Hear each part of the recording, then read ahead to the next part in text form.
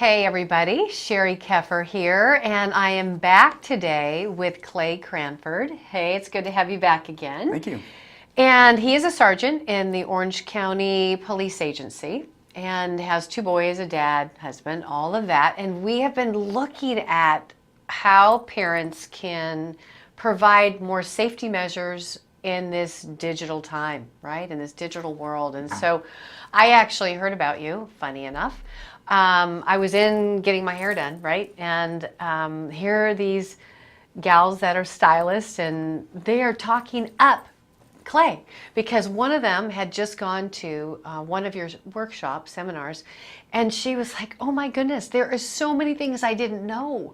And I felt like I came out of there with some tools. And so that's how I got to know you. As I said, I need to know that guy so I can bring him on for all of us, right, here at NewLife, and say, what practical tools could you help us with? And your book actually came out of some of the parents when you were doing your workshops. They started asking you, well, hey, can you come over? I'll pay you. Can you come over and to our house and like walk through and get all the digital things that we have and turn them on, turn them off, make it all safe? And what did you say to that? No. I already have 3 full-time jobs. I think my wife will kill me if I had another one. Yeah. But what you did say is let me put it down. Let me Yeah. do some workshops and let me put it into a book so that I can give you what I do have. Yeah, I want to empower parents. I want to teach them how to fish, right? If I could come there and do it for them, but that's going to be a Band-Aid. They really need to take kind of ownership and engage their children in this world. Yeah. Yeah.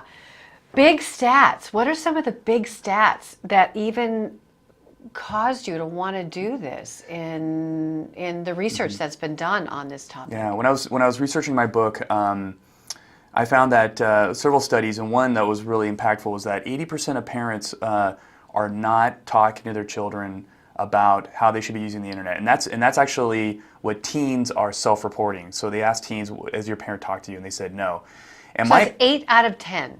Yeah, 8 out of 10. And it's actually worse than that because, at least anecdotally, based on my experience as a school resource officer, on 3 years as an SRO, I only had maybe 2 or 3 parents who contacted me about what they saw on their child's social media. Most of the time I was contacting parents and saying, did you know this is going on? And they didn't. So, and I don't think parents aren't having that conversation because they don't care about their kids. That's not true. They're not because they didn't grow up in a world with social media. They don't know they need to have this conversation. They're not seeing the things that I'm seeing every day. And they don't know how to do it. So it's a bit overwhelming. Yeah, They kind of just throw their hands totally up in the get that. air and say, I don't know if I can do this. And they wait for something bad to happen. And that's Yeah. not the right way to do it. Yeah, not knowing, right? We have our kids and we watch them. They're just, doing this all day long. And we don't even know, I know for myself, technology is not one of my fortes. And it's kind of embarrassing because here we are, things are changing around us. But technology is changing as quickly as things are changing around us. And so to try to stay up on that or understand it, it's pretty overwhelming. So I do know that parents have good hearts, and I do know that if they were more empowered to ask what questions, even how to have these conversations, that you guys, right, would at least embark on trying to do that. One of the things that, if you can help us today really practically, one of the things that you have in your book is a contract. Mm-hmm. It's an internet and mobile device usage contract. So how does this work with a teen? Right. I'm just thinking a teen's like, contract? I don't want to do that. Like what? How do you start the conversation with your teen or child? But I think, kids 8 and younger, are pretty obedient. But once they get into the 9, 10 and, teenagers, it's like, this isn't cool. How do you actually broach that with families? Well, it's a requirement. So if you, especially, it's better if you start early, obviously. I can tell you from my own personal experience with working with my oldest son, little Clay, and we went over this when he got his first phone, and then we went over it again when he got Instagram. So this is a conversation that I want parents to have more than once with their child. So even starting with kids that are 6, 7, 8, or absolutely. Okay. I have a lot of personal stories working with families where their kid the parent specifically said, I'm not going to give my child a phone yet. But their child is at the age where other kids that they're with at school have it. Yeah. And so now their kid's exposed to it, or go to their friend's house, and their child is creating an Instagram account on somebody else's phone and then running into all sorts of problems. And the parent is thinking, this is not something I even need to worry about. But if your kid is kind of swimming in that pond of kids with technology, you need to have this conversation. And it seems like it's happening at earlier and earlier ages every year. Just like when we look at the ages where kids are exposed to pornography, it's happening at earlier and early ages because of the exposure to the internet is happening very, very soon. It seems like we're cramming iPads through the bars of their cribs right now. So I want this to be a script. I want this to be a conversation, because it is going to do what contracts do, which is set expectations and consequences, which is important. But if parents don't know what they need to talk about, this is going to walk them through it. And I don't want them just to shove this in their kid's face and say, hey, sign this and these are the rules. I want this to be a parent-led conversation where they read each line of the contract with their child and then follow up with an open-ended question. So maybe the one of them that says is, I must tell my mom or dad all of my social networks, usernames, and passwords. They have access to all of my files or apps, anything on my device at any time. And I asked my son, why do you think that's a good idea? Why do you think your mom and I should have that kind of access? And if he's telling the truth, he's going to say, because you're going to keep me safe. And so I also want him to understand that the expectation of privacy for him in this world is zero, because I love him. I tell him, I love you too much not to want to know what's going on, because I'm aware of the dangers that are there. So what do you say to the adolescent that says, you're trying to control me, Dad? You're just trying to control me. Well, how would you spar with that teenager? Well, that's a real conversation that you're probably going to have with your child. Yeah. And I think the answer is, because I care about you, I'm not going to let you go alone on this. Okay. Okay.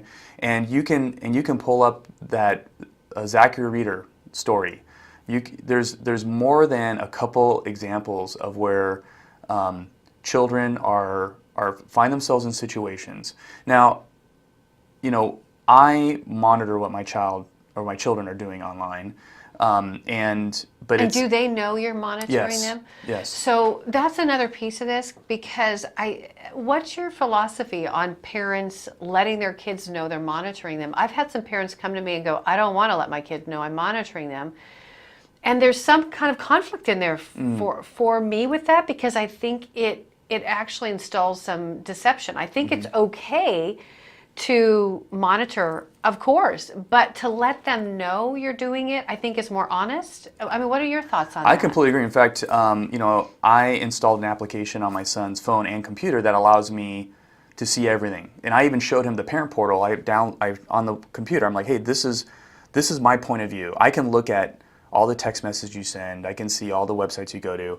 And I just want to let you know that there are no secrets between us. In fact, that's an important kind of value in my home, is that we don't lie and we don't leave secret lives. And this is something that we talk about. Because, and I said, this is true for your dad, because when I'm out there away from you and your mom, you can trust that I am acting in your best interest, and I'm not going to do something that's going to hurt you or your mom. I'm going to be faithful, and I'm not going to, cause a problem for the family. So just hearing you say that, and I know you all are listening, just hearing you say that, Clay, my heart went, wow, that message is what we as believers can take a hold of and begin to send out into our kids' hearts and to the world. It's to be able to say that.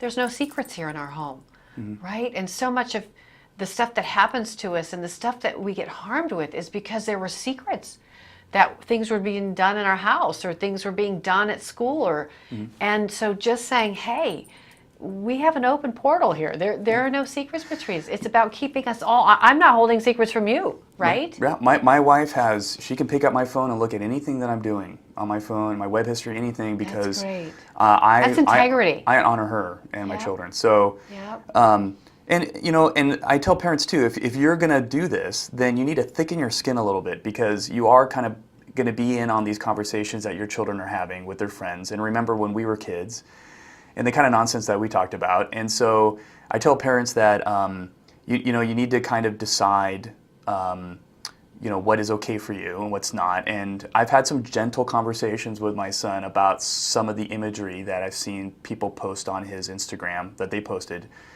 And my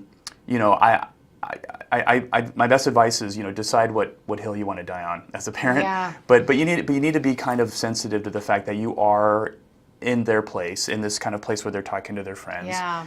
And it is such a it's a tenuous tightrope. place, because I've had some moms looking in right on their kids' phones, and they will see this banter that goes back and forth, and they're like, they just treated my daughter really mean. That was mean. And what'll happen is they'll get engaged in that conversation. Like, that's mean. You shouldn't have them as a friend. Now you're making a choice for your child about who to have as a friend, and maybe they just said, I don't know what they would say, but just say something that would hurt somebody's feelings, not something that is life or death. You know how we spar, even brothers and sisters. I hate you. Yeah. Well, you're still married, you're still in a family, Yeah. and you have to help them resolve that. But getting overly involved with some of the banter that goes back and forth can actually have an aversive. Yeah. Your kids are just going to go dark if I tell parents, involved. I tell parents, do not post anything. Don't message their friends.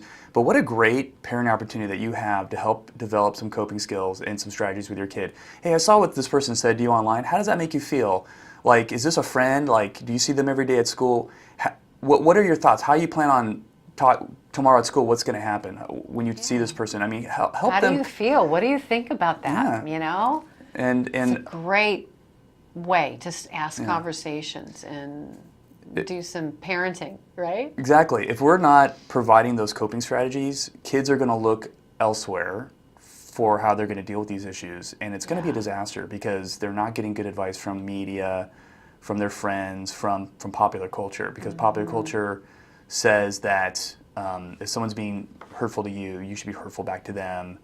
And it's not positive. Social media can be a very unforgiving place, unfortunately, for especially for teens. So, when you think of social media being a very unforgiving place, what are some of the apps that are dangerous that parents need to know about? Well, there's some that I think, like, on the face of them, are problematic because they allow people to be anonymous. They allow people to be strangers, essentially, to contact your child. Any app that does that is going to be a problem. So, but apps that I think are good in a sense, but I would say use with caution, like Instagram. I think Instagram is a good way for kids to within their circle of friends to communicate, and that's fine. But there's opportunities where people can create a fraudulent account. I've had many situations where a student is kind of minding their own business, and then somebody over here creates a fake account on Instagram with their picture on it and basically is impersonating them, saying horrible things. Oh, you mean here's your kid, and somebody else creates a false app of your kid? Yes. And then starts making it look like they're the ones that are causing the harm. Yeah, what makes it so hurtful is that these kids are talking as if they're your child in the first person and just saying the most despicable, pornographic, horrible things, and everybody at school is maybe looking at this and laughing and kind of So is watching that it. bullying? Is that cyber? When they talk about cyberbullying, is that what that is, or is it something different? I'm not too keen on like necessarily labeling it as bullying because I don't know if the label itself is helpful. I'm more concerned about behaviors. Okay. So obviously that person is actually committing a crime. It's slander. It is slander. Okay. There is a California penal code that says that you cannot impersonate a real person on social media for the purpose of harming or intimidating them or defrauding them. So it is a crime. And then there's also the problem where if it's happening and these kids are at school, now it's maybe getting in the way of a child having the best educational experience possible. Now the school can get involved, and there's school discipline possibly. So if that's happening, because in the state of California, that's a law, what would you suggest a parent does? I mean, can they go to their school? Can they go to the police department and say, hey, this is happening. This is not my child. This is what is happening, to actually get the balls rolling rather than being passive and just saying it'll go away. Absolutely. Because that's the problem is that Instagram is not policing this. So they're really relying on the users, people on Instagram, to identify accounts like this as being abusive. So what I would suggest they do is screen capture some of these so they kind of retain some evidence. Smart. And then I flag this account, the fraudulent account, as being fraudulent and abusive, and Instagram will take it down. Okay. Because what's going to happen is that while kids are on here and they're posting things, they're also going to be taking screenshots of what's happening. And then now they're in the situation where they can share those screenshots on their Instagram. And so although the Instagram account is gone, some of those posts are still floating around essentially as images. And the other thing too is kids should feel safe to go to mom and dad and ask for help. And 9 out of 10 kids don't, because they're afraid mom and dad is going to take it all away from them. Yeah. Because that's our knee-jerk reaction as a parent, right? If that thing's hurting my kid, I'm going to get rid of it. So you talked about that in the book. You said Yes. you need to have grace, this contract that you go through and have a conversation about. You have to have it with grace so they know that it's safe. And you even said to put it out there, I know you might make mistakes, and that's okay. We're going to learn through this, right? Right. We just want to, I'm working to help create a safe platform for you. Exactly. I mean, I tell my son, like, you're a kid, you're going to make mistakes. I did. And if you do, and you come to me as soon as you possibly can, I'm promising you that I'm not going to discipline you, that I'm going to help you. And if that means helping you delete that account, or you saw something inappropriate coming through our filter, I'm going to fix that problem. If it's a mean or rude or threatening message that you might have put out there, we'll contact that family and apologize. We'll do whatever we can at the parent level, so it never has to go to the school. Yeah. And but the caveat is, if he doesn't tell me and I find out about later, then he's going to get the consequences that we talked about. Yeah. So he might lose his phone for a while, right? So now I have a kid who basically throws himself on the sword for everything. Yeah. He's telling me stuff I don't even care about, which is great. I love it. I want him to come and share with me, and we actually have lots of conversations about things. It's really neat. So good. It's like educating them. So let's, I want to finish this show with talking about having your kids' digital devices in your room at night, right? This idea, and I know I've talked to some families about it, and some parents have some strong feelings about not doing that. I'm not sure why. Most of the time it's like, well, they've got to do their homework, at 11 o'clock. They're still doing their homework. And we've got kids that are up till 2 in the morning on these devices, not sleeping well, and getting engaged in things. Not a whole lot of good things happen on computers after 10 o'clock at night, and especially if there isn't any responsible monitoring between 10 and 6 in the morning, right? Exactly. So talk to our parents about how to have that conversation with their kids and why you would do that. Well, my recommendation is that, like you said, the devices are not in their children's rooms at night when they go, especially when they go to sleep. Moreover, I believe that no electronic devices should ever be in the room. I think your room is for sleeping, quiet contemplation, maybe reading a book, and that's it. If my son, wants to listen to Spotify, he can sit on the couch and listen to Spotify in the living room. I just don't feel comfortable anything being behind the closed door. But moreover, if you have their device in your room at night, it also gives the opportunity to now carefully go through what's going on, so you can kind of take your time and see what's happening on their device. But also, there's all sorts of other kind of ancillary issues that attach to this, like poor sleep. I mean, you're looking at that bright screen right after bedtime, maybe past bedtime. If your kid is being bullied online, then they're going to be checking that thing all night. They're not sleeping well, and that kind of just compounds all the stress and anxiety. It's not healthy. You're right. There's nothing healthy happening with that device after bedtime, and let's just remove it as a source of that anxiety and issues that they may have, and that's just a standing rule. So don't fall for the I need it as an alarm clock, or I need to listen to music when I fall asleep. That's a bunch of nonsense. Get them the $10 clock radio at Target, and that'll suffice, I think. Yeah, I love it. So we have more. There's more. Yes, we Can you do. believe there's more? This is such good stuff. So we're going to do another show on how to actually talk to your child about online pornography. And having been a part of the workshops, right, Every Man's Battle and Women in the Battle, that has been something that so many of you have come up and talked to us about your concern and how to talk about this with your kids. So we'll have more shows with you, Clay, and appreciate you sharing. But stay tuned for more to come from New Life TV.